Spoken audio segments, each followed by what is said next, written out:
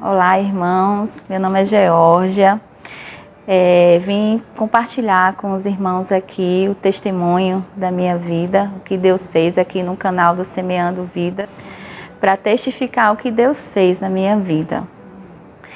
E assim, é um testemunho muito longo, é um testemunho complexo, mas eu vou tentar resumir da melhor forma possível,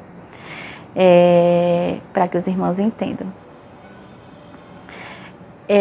Eu venho de um lar muito conturbado, né? Meus pais tinham um casamento muito conturbado, brigavam muito, se agrediam fisicamente, oralmente, e eu e meus irmãos crescemos nesse lar, nascemos nesse lar de muita contenda. E um lar muito confuso, porque os meus pais proferiam várias fés, né, erradas, só não a fé de fato que era para ser, que é em Deus Jesus Cristo. Meus pais eram de candomblé, de umbanda, e ao mesmo tempo frequentavam a igreja católica nas missas de domingo. E eu fui a primeira filha, né, a filha mais velha. Então eu peguei, digamos assim, as piores experiências que eu podia pegar na minha vida. Então a minha mãe frequentando aquela seita de candomblé, quando eu completei 9 anos de idade, minha mãe me consagrou aos orixás. E aí nesse consagrar tem um ritual. Nesse ritual nós ficamos trancados durante 3 meses num quartinho cubículo. Ficou eu, mais uma moça e mais um rapaz, sendo que eu era uma criança de 9 anos, sem entendimento nenhum, que só queria brincar, estudar, se divertir, fazer o que toda criança normal faz na sua idade. E isso foi cortado de mim nessa época. Então eu fiquei 3 meses trancada em um quartinho, em um terreiro de macumba, um cubículo quente no meio do nada, do mato, sem luz, só com velas de 7 dias acesas, dormindo numa esteira no chão. E todo dia praticando os rituais que eram mandados por eles. E eram rituais bem pesados. Eu me lembro que tinha noites que eu chorava muito, de muito medo, como muita criança, né? Uma criança que tem medo, uma criança que eu ainda estava na fase do bicho-papão, né? Como toda criança tem. E aquilo ali para mim tudo era um bicho-papão, né? Rituais macabros. Acordava a gente 3 horas da manhã para fazer rituais no meio do sereno, do terreiro, tomar banho de água podre com ervas, banhos que ficavam armazenados por 7 dias apodrecendo, e quando eles jogavam, deixavam a gente pelados, literalmente, no sereno, e jogavam essa água podre que a gente sentia os bichos tapuru andando na gente, no nosso corpo, e eu chorava muito. Eu me lembro que eu chorava muito. E inclusive não é fácil para mim dar esse testemunho. Eu por muito tempo relutei muito, porque são coisas que eu não gosto de lembrar. São coisas que marcaram muito a minha infância. São coisas que ainda que Jesus tenha tirado tudo isso de mim, são coisas que não me agrada lembrar. Mas eu estou fazendo isso aqui para a honra e glória do Senhor. Eu estou fazendo isso aqui para que alcance pessoas que pode ser que tenha passado, ou está passando, ou esteja em um cativeiro como eu fiquei por muito tempo, que vocês vão entender, um cativeiro da alma. Então, voltando ao que eu estava falando dos rituais, eram muito pesados. E eu, como criança, eu não entendia nada. E toda madrugada tinha um ritual muito feio. E tinha noites que a gente tomava sangue de animal. E aí eles matavam os animais na nossa frente. E eu tinha tanto medo daquilo ali, eu queria fechar os olhos, eles seguravam minhas mãos, porque eu tinha que ver aquilo ali, porque eles diziam que era um sacrifício para o meu orixá. Que eles diziam que o meu orixá era a Oxum, a deusa da beleza, do amor e do ouro. Que para eles cada orixá tem um dom, né? Então, eles seguravam minhas mãos, meus braços, para que eu visse aquilo ali. Eu tinha que ver. E aí eles, umas canecas de alumínio, eles colocavam sangue nessa caneca, tiravam o sangue fresco do animal na hora e colocavam mel para a gente conseguir tomar, porque era muito amargo, era como fel. E fazia a gente tomar aquela caneca. E muitas vezes eu gritava, chorando, chamando minha mãe. Porque eu só queria sair dali. Eu não entendia por que estavam fazendo aquilo comigo. E aí, toda madrugada tinha um ritual. Isso foram durante 3 meses. Dormindo no chão, comendo com a mão. Nós vivíamos igual a bicho. Comíamos com a mão. Só tínhamos direito a um banho por dia, decente. E ainda era um banho com um sabonete preto, muito fedorento. A moça que estava lá, adulta, né, comigo, não podia usar nada de mulher, se depilar. Nos dias da regra dela, ela tinha que usar um pano, né? E era tudo muito sujo, era tudo muito fedorento, era tudo muito horrível. Sabe, irmãos, eu não estou aqui exagerando em nada, pelo contrário, eu estou pincelando, porque se eu for falar detalhes, é muito mais horrível do que eu estou falando. Então, durante 3 meses, nós ficamos lá e aí chegou o grande dia que eles chamam de o dia da festa, né? O dia da consagração da feitura, que eles chamam de raspagem, de feitura. E aí nós passamos uma madrugada inteira raspando a cabeça com navalha, cortando todo o nosso corpo, né, com cortes. Minha língua foi cortada, minha cabeça, palma das minhas mãos, meus pés, tudo com navalha bem amolada. Chega o sangue escorria. Então, quando chegou o 3º mês, né, que é o chamado o dia da feitura, que é o dia que tem a festa, é o dia que é apresentado, né, aqueles orixás que passaram 3 meses ali fazendo sacrifício em adoração a esse orixá.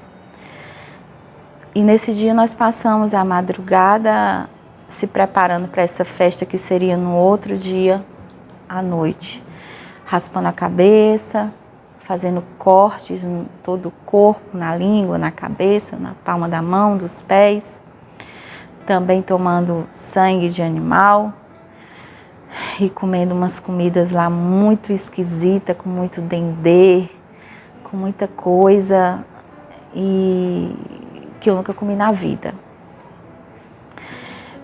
E durante esses 3 meses, além de a gente usar vários cordões, que eles chamam de fio de conta, a gente usa um chocalho no pé, no tornozelo, que é para a gente não fugir. E toda vez que a gente se mexe, alguma coisa, esse chocalho balança, eles sabem para onde a gente está ali, naquele quadrado trancado, né? E a gente usa umas palhas que eles chamam de contregum. Egum para eles é espírito do mal.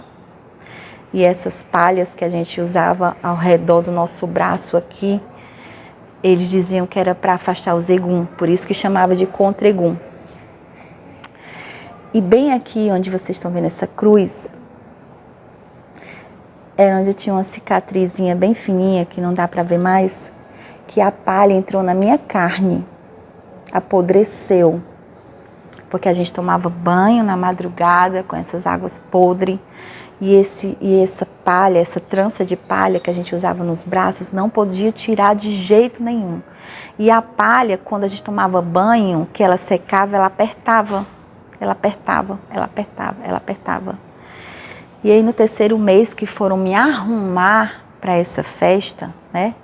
Cheio de pompas e circunstâncias, uma festa muito rica, que eles tiraram para eu tomar um banho decente, a palha estava dentro da minha carne e cheio de tapuru, cheio de bicho, estava podre. E fedia muito. Nesse dia lá, tinha uma pessoa que frequentava lá que era médico, e chamaram o médico fez um curativo, botou uma medicação, fez um primeiros socorros e pronto, e me arrumaram. E aí, minha mãe, nessa época, minha mãe era uma pessoa muito rica, uma empresária muito rica, tinha muito dinheiro, e cada pessoa dessa que estava saindo da feitura de santo, tinha que carregar um quelé, que era um cordão de proteção. E a minha mãe mandou fazer um de ouro. Era metade do meu dedo assim, um cordão de ouro, que valia uma fortuna. As louças do meu orixá eram todas folheadas a ouro. As minhas roupas eram todas bordadas com os tecidos caríssimos. Ou seja, minha mãe gastou uma fortuna para isso, pagava uma fortuna para aquele pai de santo e aquela mãe de santo, enquanto ela podia estar usando esse dinheiro para investir nos meus estudos, no meu futuro, ou só estar perto deles em casa com a minha família, era tudo o que eu queria. E aí aconteceu essa festa, era um dia lá que eles diziam que a gente tinha que, o santo tinha que tomar conta do nosso corpo, só que tudo que eu fazia para eles lá era fingimento. Nada tomava, assim, tão incrível que eu não tinha entendimento do que era Deus e Jesus na minha vida, mas hoje eu tenho entendimento que Ele já cuidava de mim. Eu via realmente aquelas pessoas se transformando com aqueles espíritos demoníacos, mas nada vinha em mim. Eu não conseguia. Nada tomava posse do meu corpo. Eu ficava de olho fechado, só fingindo que eu estava ali parada com alguma coisa, para que eu não fosse punida. Mas eu tenho a plena consciência que nada possuía o meu corpo. Hoje eu vejo que foi cuidado de Deus. Hoje eu vejo que eu não tive uma infecção, que eu não perdi meu braço, que eu não peguei uma doença com aquela navalha sendo cortadas, várias pessoas com a mesma navalha. Hoje eu vejo o cuidado de Deus. E aí aconteceu essa festa e tudo. Ao final da festa, minha mãe recolhe tudo meu e eu volto para casa. Volto para casa só com um vestidinho branquinho, descalça. Mais 3 meses, durante 3 meses, mais 3 meses em casa, a gente tem que continuar andando descalça, com chocalho, com tudo que eu usava lá no quartinho, mas na minha casa. Comendo com as mesmas comidas, eu não podia comer carne, só podia comer arroz branco e ovo cozido. Durante 3 meses, 6 meses na verdade, né? Eu comia arroz branco com ovo cozido e chá. Chá de capim-santo, chá de erva doce, que hoje eu não aguento sentir nenhum cheiro de chá. Então, voltei para minha casa, passei mais 3 meses dormindo no chão, com aquela roupinha, com aquele chocalho, com aquelas coisas todas, tomando banho com ervas, só não era mais água podre, mas era com ervas, sem botar a cara na rua. Perdi 1 ano e meio de ano letivo. No meio do ano, minha mãe quis me voltar de novo para a escola. E olha a heresia. A minha mãe me colocou no colégio de freira. E aí, eu vesti o fardamento. Mas eu tinha minha cabecinha raspada, eu usava turbante, continuava usando aquelas palhas, usava o chocalho e todos aqueles cordões. E aí eu era visto pelas outras crianças como um bicho. E aí hoje, que a gente chama de bullying, né? Naquela época não existia essa palavra, eu era massacrada pelas crianças. Eu era ridicularizada, eu era apedrejada, acredite, jogaram até pedra em mim. Jogaram pedra em mim. E eu não passei muito tempo, foram 2 meses, a freira, a madre superiora chamou a minha mãe, perguntou por que eu me vestia daquele jeito, por que eu era calada, por que eu era isolada. Minha mãe falou, né, aceita que nós éramos, e a madre superiora me expulsou da escola, disse que não ia mais aceitar isso. Aí perdi 2 anos completos de ano letivo escolar. E aí foi quando nós viemos embora de Recife para cá, para Fortaleza. E aí chegando aqui em Fortaleza, meu pai conheceu uma mulher e a crise no casamento deles piorou mais ainda. Continuavam ainda muito rico. Nós morávamos na beira-mar aqui de Fortaleza. Mas era uma vida infernal, sabe? Eu e meus irmãos, a gente era oprimido. E eu, por ser a mais velha, sempre que meus pais brigavam, se agrediam, jogavam coisas um no outro, eu juntava meus irmãos e trancava todos no meu quarto para que eles não vissem aquilo ali. E muitas vezes eu ficava contando historinha bem alto para eles não escutarem nada, ligava a televisão bem alta para eles não escutarem nada. E eu ainda tive também que segurar essa carga, por ser a irmã mais velha. E aí meu pai conheceu uma mulher e aí nos colocou para fora de casa. Botou essa mulher dentro da nossa casa e perguntou aos filhos com quem os filhos queriam ficar, se era com a minha mãe ou com ele. E eu disse que ia ficar com a minha mãe, porque eu, por ser a mais velha e por ter mais um pouco de entendimento, eu estava vendo que o que meu pai estava fazendo não era o certo. E os meus irmãos, por ser pequenos, eles achavam que o que eles queriam era estar no cantinho deles, no quartinho deles, nas coisinhas deles, e não quiseram ir com a minha mãe. E meu pai botou a mim e minha mãe para fora de casa com a roupa do corpo. E aí quem foi que nos abrigou? Né? Tomou tudo da minha mãe, tomou empresas, tomou tudo da minha mãe. E mais um ano letivo que eu perdi de escola. E quem nos abrigou foi a tal de mãe de santo. E aí eu fiquei com pânico, porque eu achava que eu ia passar por tudo aquilo novamente. E aí eu vivia numa casa que transitava pessoas o dia todo, só falando de candomblé, de macumba. Toda segunda-feira tinha um ritual lá para os Exus, que são os espíritos demoníacos, né? Porque para eles têm os espíritos santos e os demoníacos. Para eles, eles têm isso. E pessoas chegando lá, pagando a mãe de santo para matar marido, chegando pessoas lá, pagando mãe de santo para matar amante de marido. E era só coisa horrível, os pedidos eram só coisas horríveis. E eu vivia aquilo ali.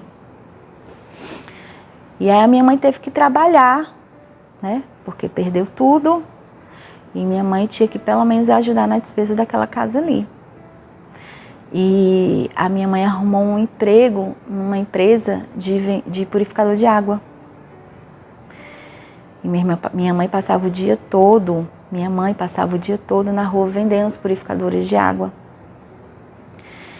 E aí teve uma noite que a minha mãe disse: filho, você vai dormir sozinha aqui.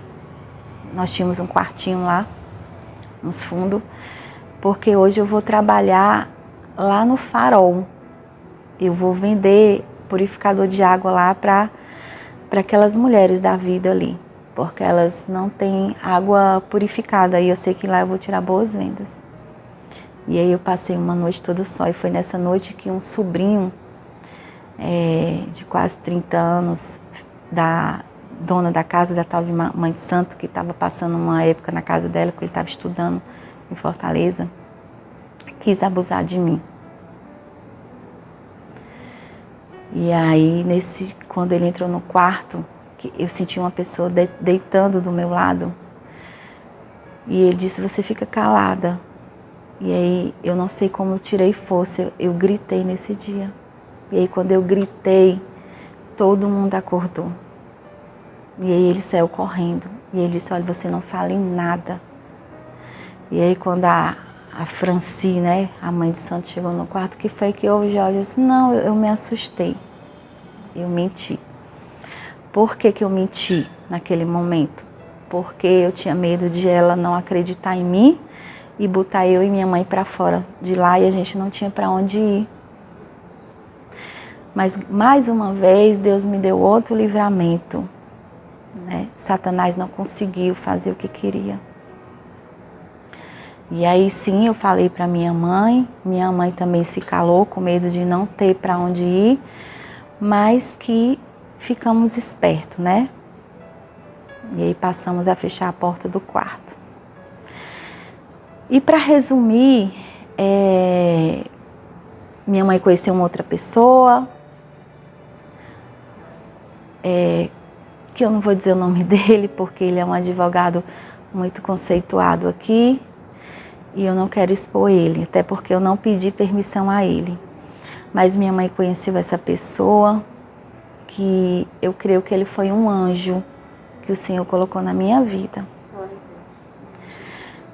Uma pessoa que foi meu pai de fato, foi muito mais meu pai do que o meu próprio pai, cuidou de mim, resgatou meus irmãos, lembra aqueles meus irmãos que quiseram ficar com a minha mãe? Pois é, meu pai com poucos meses jogou ele na casa de uma irmã dele muito pobre, para poder curtir a vida dele com a amante dele. E minha mãe, quando ficou sabendo, foi resgatar meus irmãos. E aí, o meu pai, né, que eu não chamo de padrasto, ele sim foi meu pai, foi pai dos meus irmãos, resgatou meus irmãos, nos deu vida digna, nos deu casa, nos deu criação, nos deu estudo, nos deu disciplina, e nos mostrou o que é ser pessoas honradas e direitas. E se hoje eu e meus irmãos, pessoas honestas, de caráter, trabalhadoras, nós agradecemos muito a Ele, porque Ele nos ensinou a ser isso. Então eu creio que Ele foi um anjo que o Senhor colocou na nossa vida. Mais uma vez o Senhor cuidando da minha vida e dos meus irmãos. E aí minha mãe prosperou novamente, minha mãe montou outra empresa e mais outra empresa, e minha mãe ficou mais próspera do que era quando era com meu pai.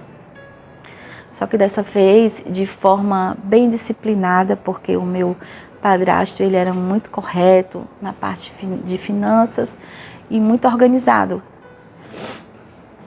E aí a minha mãe ficou casada com o meu padrasto até a minha idade de 22 anos.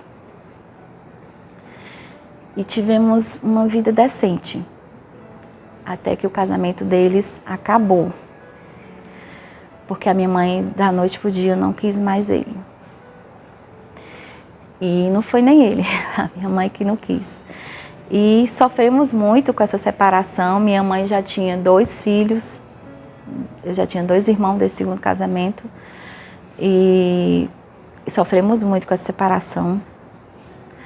Mas foi o que ela escolheu para a vida dela. Mas antes disso, quando eu tinha 18 anos, eu engravidei do meu namorado.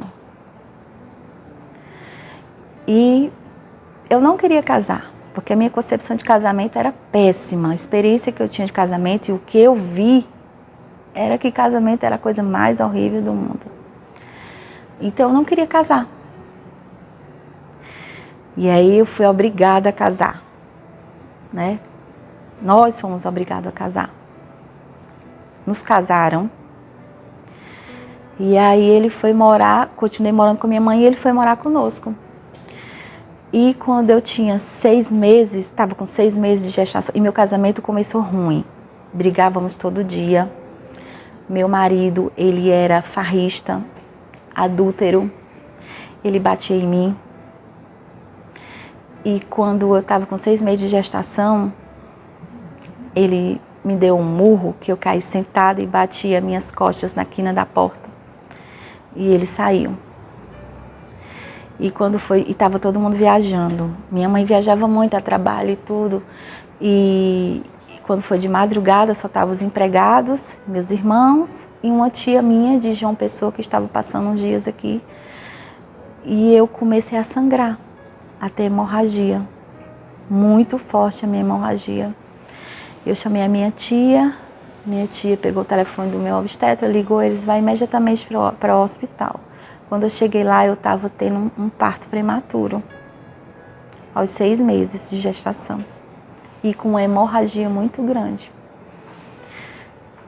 E aí eu cheguei ao ponto de ter um choque anafilático, de tanto sangue que eu perdi, eu não sentia mais meu corpo, eu não escutava mais as pessoas. E a única voz que eu escutei, assim, bem longe, foi o médico dizendo, disse, olha, a mãe já está falecendo, agora vamos tentar salvar a criança. Eu escutei isso. E depois que eu escutei essa voz, eu apaguei. E quando eu acordei, eu já estava na UTI. Minha filha nasceu, eu sobrevivi, tomei muitas bolsas de sangue. Minha filha foi para uma outra UTI, em outro hospital, foi transferida. Minha filha nasceu sem o pulmão completo, o coração incompleto, não tinha unha, não tinha cílios, não tinha sobrancelha. A minha filha quase não tinha nem pele. Eram 6 meses. E eu passei alguns dias naquele hospital, tomando muitas bolsas de sangue, fui para casa, eu tive uma anemia profunda, meu leite secando, eu tive febre, eu tive um puerpério horrível. Eu achava que eu ia morrer e eu pedi a Deus força para eu levar nem que fosse uma gotinha de leite para minha filha. E quando eu me restabeleci um pouquinho, eu fui na UTI ver a minha filha, cadeira de roda, e nesse dia eu consegui tirar umas gotinhas de leite. E aí naquele dia, quando eu vi a minha filha, foi muito impactante. Muito impactante. A minha filha tinha um buraco aqui no meio, só tinha pele, ela respirava, a pele entrava e saía. Minha filha estava com seus órgãos em formações. Eu vi as veias da minha filha, era uma pele bem fininha. E ela estava com um tampão no olho. E eu perguntei ao médico por que ela estava com um tampão no olho. Ele disse, primeiro, por conta da radiação, né, da incubadora, da luz. E segundo, porque ele achava que ela tinha nascido sem visão. E aí, a partir daquele dia, ninguém nunca me apresentou a Jesus. Sabe, isso que eu estou fazendo com vocês aqui, dando esse testemunho para vocês verem quem é Jesus. Ninguém nunca até então tinha me apresentado Jesus. Mas mesmo assim, eu tinha muita fé em Deus. E eu me peguei com essa fé. E todo dia que eu ia visitar minha filha, o pingo de leite que eu tirava, eu levava para ela todo dia visitar minha filha. E todo dia que eu ia visitar minha filha, algum profissional que estava de plantão cuidando dela, quando eu chegava eu perguntava como ela está. Eles só me diziam coisa ruim. Ah, hoje ela teve uma parada cardíaca. Ah, hoje ela isso. Ah, hoje o rim dela não funcionou. Ela teve que fazer hemodiálise. Eu só tinha notícia ruim. Até um dia do pediatra dizer, minha mãe tinha dinheiro, minha mãe pagava os melhores. Até um dia do pediatra dizer, Geórgia, não crie expectativa no seu coração. Sua filha só vai sobreviver por milagre. Você acredita em milagre? E naquele momento eu disse, doutor, eu acredito. Pois então se pegue com o seu milagre, porque a medicina já fez o que tinha para ser feito. E ali eu me peguei na minha fé. Só que a minha fé era uma fé em Deus. E eu buscava Deus em todo canto. Porque eu queria achar Deus. E aí eu comecei a buscar Deus indo para a missa. Eu comecei e não achei Deus. Comecei a procurar Deus indo para espiritismo e não consegui preencher o vazio no meu coração. Procurei Deus na seita Setionoe e o meu coração ainda continuava vazio. E aí eu continuei com a minha fé. E aí a minha filha, depois de 2 meses e meio, minha filha recebeu alta para ir para casa. A minha fé salvou a minha filha que estava desenganada pela medicina. E aí nós fizemos um mini UTI no quarto, só quem podia ficar com ela era eu. E mais uma vez um susto. Com 1 semana que eu estava com a minha filha, que eu dava um leitinho de colherzinha, ela engasgou que ia morrendo. E aí vocês lembram lá daquela mulher que meu pai deixou minha mãe para ficar com ela? Então, foi ela que salvou minha filha. Foi o primeiro perdão que Deus me ensinou. Glória a Deus. Foi o primeiro perdão que Deus me ensinou a liberar. E naquele dia eu liberei o perdão para ela. E ela salvou a minha filha, porque eu fiquei sem atitude naquele momento, com o engasgo da minha filha. E eu segui minha vida e, como eu disse, buscando a Deus, buscando preencher um vazio. Meu casamento indo de mal a pior, meu marido adúltero, meu marido passava de 3 dias sem aparecer e eu sofria muito. E quando ele aparecia, ele era muito grosso, eu tinha muito medo. E eu comecei a voltar para aquelas coisas de candomblé, porque as pessoas ficavam dizendo para mim assim, olha, tu tá passando por isso porque tu abandonou o candomblé e tu tá sendo castigado por isso. E aí eu comecei a procurar isso aí tudo de novo. Aí eu comecei a voltar nesses cantos e jogavam búzios, carta para mim. Nesses búzios e nessas cartas diziam que eu ia ficar viúva. E essa cartomante que disse que eu ia ficar viúva, gente, preste atenção no cuidado de Deus. Nessa cartomante que disse que eu ia ficar viúva, 1 semana depois, ela caiu no banheiro, bateu a cabeça no sanitário e morreu. Aquela mãe de santo, que nós ficamos na casa dela, que ela nos abrigou e tudo, ela foi assassinada com um tiro na cabeça, no meio do terreiro do candomblé, atuada lá, como ela chama, né? Saiu até no noticiário daqui de Fortaleza e foi manchete nos jornais daqui. E o pai de santo faleceu de AIDS. E eu fui vendo tudo aquilo ali E eu disse, Senhor, isso é tudo muito macabro. Eu não quero isso mais para minha vida. E aí me separei. Com 1 ano de casamento eu me separei, porque eu não aguentava mais um relacionamento abusivo. Muito abusivo. E decidi viver minha vida. Fui viver como uma jovem, né? Sair, beber, namorar. E nessas saídas e nessas bebidas, me apresentaram as drogas. E aí eu comecei a usar droga. E de uma droga fraca, eu queria conhecer uma cada vez mais forte. Até que eu conheci a cocaína e eu me viciei em cocaína. Fumei crack já, mas eu me viciei mesmo foi em cocaína. E aí eu cheirava cocaína todos os dias. Todos os dias à noite eu saía com os amigos para cheirar cocaína. E deixava minha filha com a minha mãe.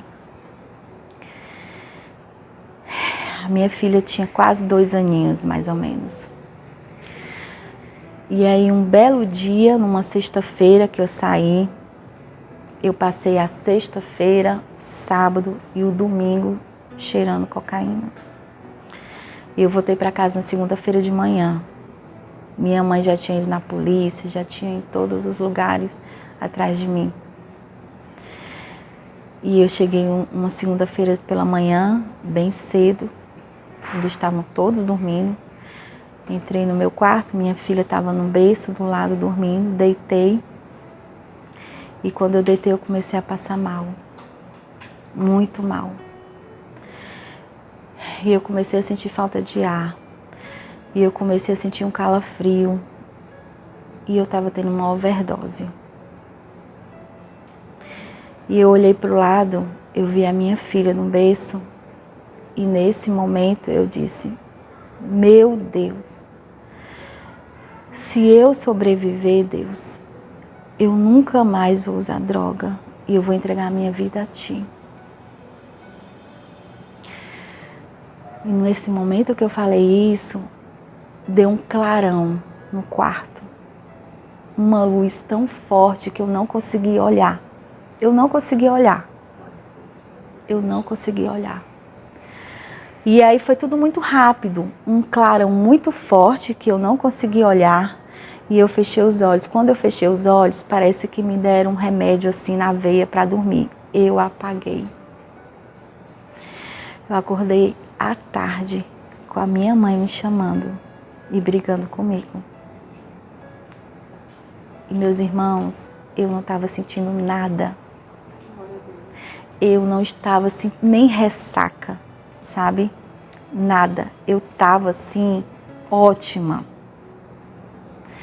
O que eu senti naquele momento foi muito remorso, muito arrependimento de ter deixado minha filha 3 dias abandonada ali com a minha mãe para estar me drogando.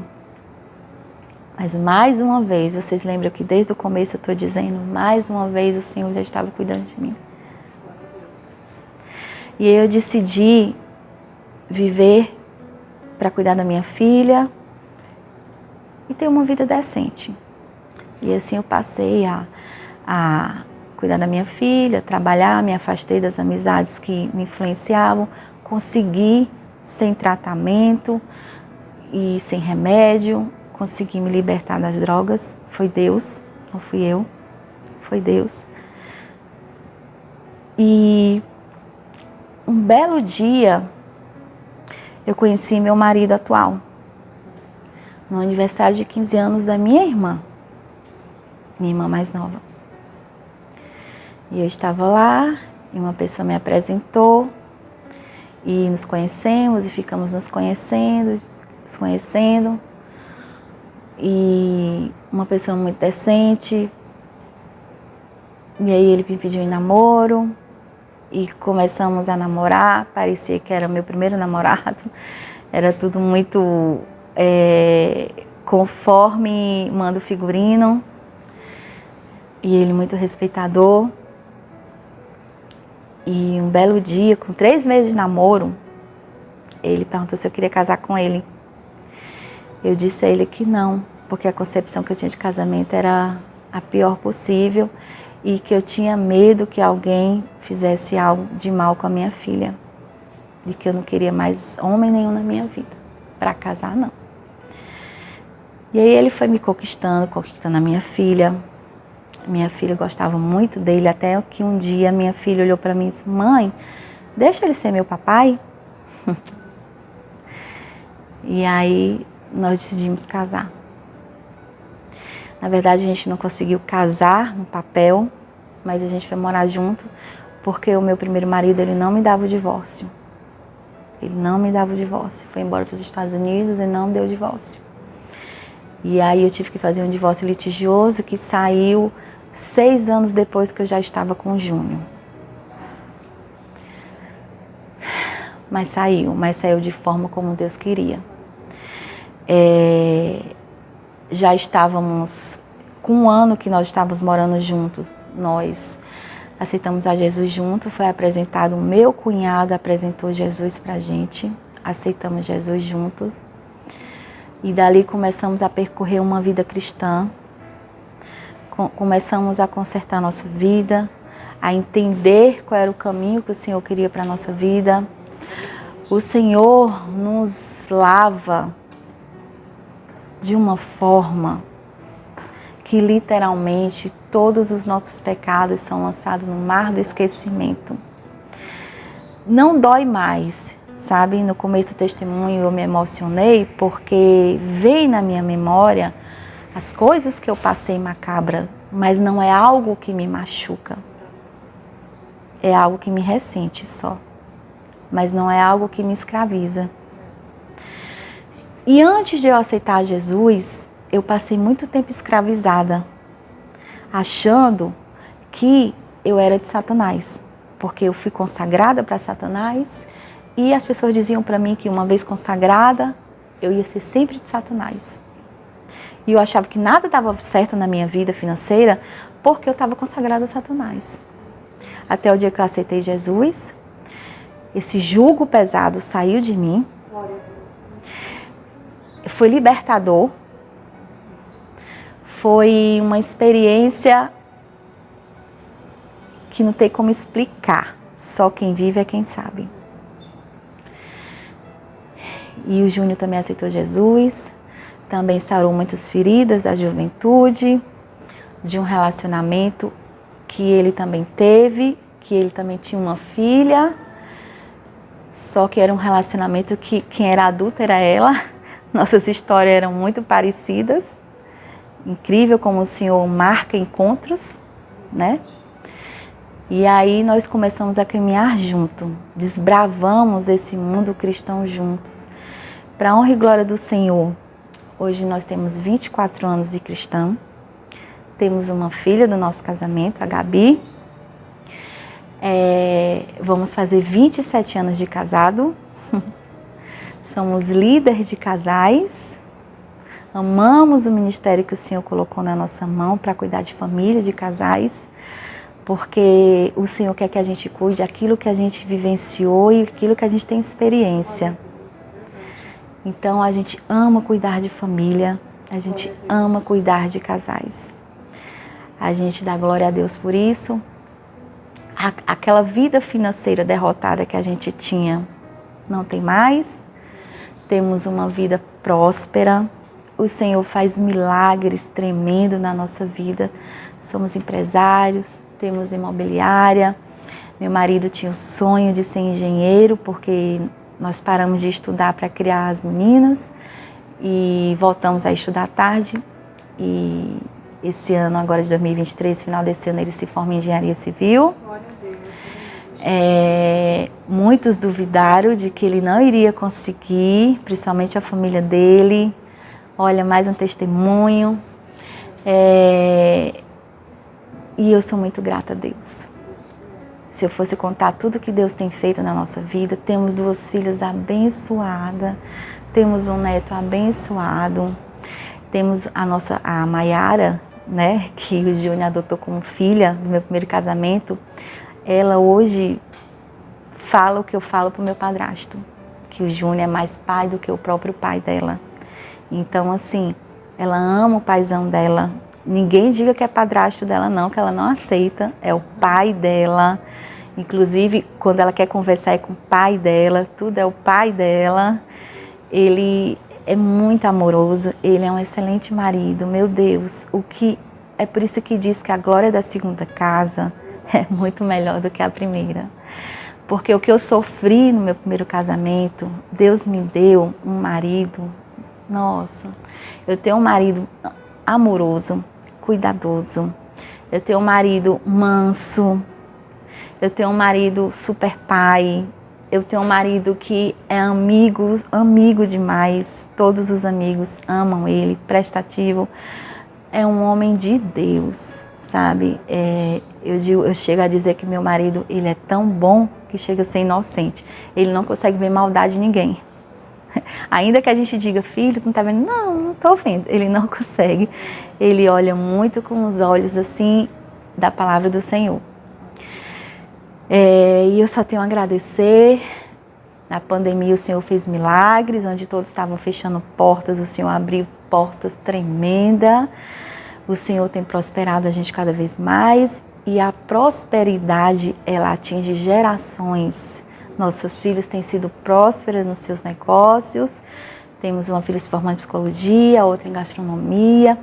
A Maiara é muito bem casada. E eu dizia para Deus assim, Senhor, eu não quero que minha filha passe o que eu passei, Senhor. Então, tu manda um príncipe para minha filha. E o meu genro, ele é um príncipe. Ele cuida da nossa filha como a gente cuidava. Ele trata ela muito bem, cuida dela. Então, assim, eu não sei o que eu faria sem Deus. E a mensagem que eu quero deixar aqui, e a palavra rema que eu quero deixar aqui nesse testemunho, é que vale muito a pena conhecer a Cristo. Eu era uma pessoa que eu não gostava de crente. O meu cunhado, por várias vezes, foi evangelizar na minha casa. E eu me trancava no quarto. Porque para mim, crente era cafona, pobre e morava longe. E eu não queria nem ouvir, eu achava tudo aquilo ali um saco. E ele foi muitas vezes, incansavelmente. Até um dia que eu aceitei o convite para ir para a igreja, só para ele me deixar em paz. Eu não fui no intuito de querer buscar nada, eu fui só para ele me deixar em paz. Então, eu vou, mas você não me convide mais. Meus irmãos, foi tão forte que nesse dia, olha só, no dia que eu aceitei Jesus, foi o mesmo dia que eu fui batizada no Espírito Santo. Muito forte. Muito forte. Então, glória a Deus pela vida do meu cunhado. Hoje ele não está mais entre nós, mas ele está descansando no Senhor e muitas almas ele ganhou para o Senhor. E o mínimo que a gente pode fazer nessa vida é propagar o Evangelho de Cristo. Porque Deus é amor, Deus é misericórdia, Deus é graça. E o mundo jaz o maligno. O meu pai, eu passei muitos anos com muita mágoa do meu pai e sem falar com o meu pai, mas eu fui a primeira filha a perdoar. Um belo dia, o Senhor me constrangeu de uma forma que eu tinha que perdoar meu pai. E sabe como foi que eu perdoei meu pai? A minha madrasta ligou um dia para mim e disse assim, Geórgia, você tem que vir aqui agora. Eu disse, o que foi que houve? Seu pai só tem 1 mês de vida. Ele foi diagnosticado com câncer de próstata no estágio 4. E os médicos mandaram ele para casa e eu acho que você tem que vir falar com seu pai antes dele morrer. E eu fiquei muito chocada com aquilo ali e a princípio eu não queria ir. O meu esposo, um homem de Deus que é filho, você tem que ir. Você tem que perdoar seu pai, você tem que liberar esse perdão. Seu pai necessita desse perdão. E aí nós fomos, eu confesso que a princípio eu fui muito de coração fechado. Mas quando a gente chegou lá, eles eram espírita. Aí olha o cenário. no quintal da casa dele, nós entramos pelo quintal da casa dele, estava tendo uma festa de pagode. E eu não entendi aquilo ali. E aí eu cheguei para minha madrasta e disse assim, como assim? Vocês que meu pai está dizendo, tá. Mas ele está lá no quarto e não tem o que fazer, a gente não vai deixar de viver. E eu vi aquilo ali como se eles estivessem comemorando, sabe? Que meu pai ia morrer, eu não estava entendendo aquele cenário. E aí cheguei no quarto do meu pai magrinho, já fazia muito tempo que eu não via meu pai. Magrinho, sem força, não conseguia falar direito. Eu e meu esposo entramos ali. E aí, a primeira coisa que eu fiz foi acender a luz, sabe, daquele quarto escuro. Abri as cortinas. E ele disse, filha, você veio me ver, que bom. E ele começou a chorar. É como se ele realmente quisesse ouvir que eu tinha perdoado ele antes dele morrer. Aí ele, posso pegar na sua mão? Eu disse, pode, papai. Peguei na mão dele. E aí eles, minha filha, me desculpe por tudo. Eu disse, não, papai, não tenho que perdoar, não. Eu te perdoo de tudo. De tudo. Aí ele começou a chorar e naquele momento meu marido foi muito usado por Deus. Muito. Foi um anjo de Deus ali. Naquele momento meu marido disse, olha, Fernando, nós vamos orar por você agora. Nós vamos impor a mão sobre o seu corpo e você vai receber essa oração.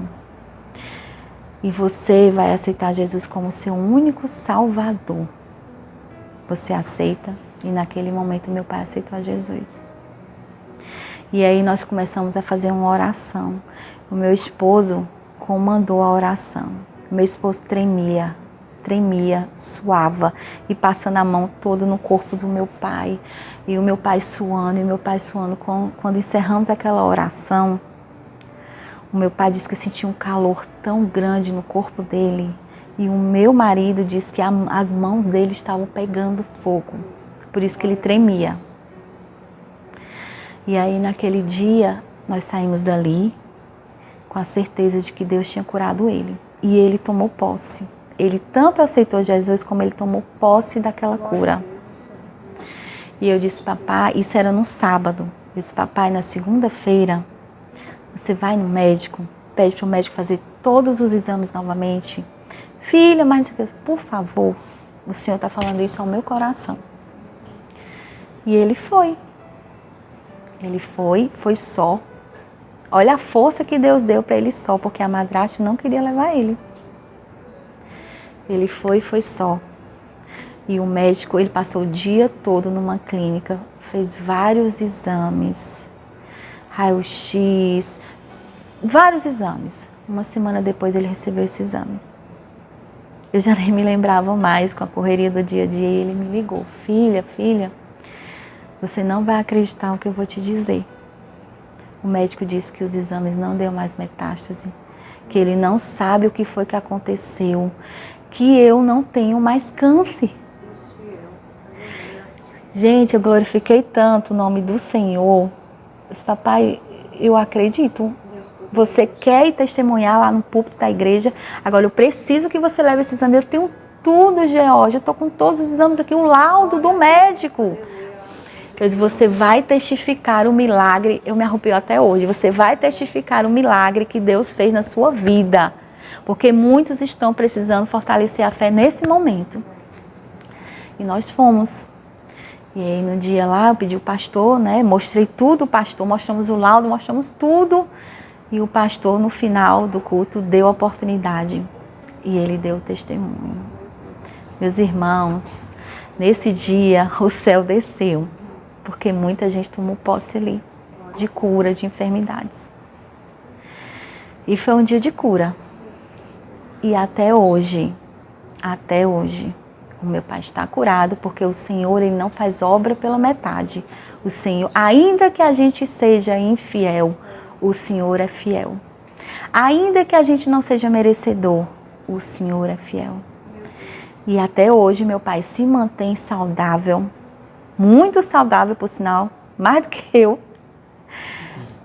Forte, não pega nenhuma gripe, passou por esse período de Covid, não pegou Covid, faz os exames todos os anos, prevenção, tudo bem. E para a honra e glória do Senhor, mais um testemunho. Então, assim, Deus é maravilhoso. Deus pode curar, Deus pode mudar a vida, Deus transforma vidas, Deus tira do vale dos ossos secos e traz a vida. Deus tira da escuridão e traz a luz. Deus transforma. Amém? Glória a Deus por isso. Canal Semeando Vida. Deus dá o crescimento à semente que é plantada em terra boa. Deixa aqui o seu comentário. Se inscreva no canal e ative as notificações para receber mais conteúdos que irão abençoar a sua vida. Até a próxima e fiquem com Deus.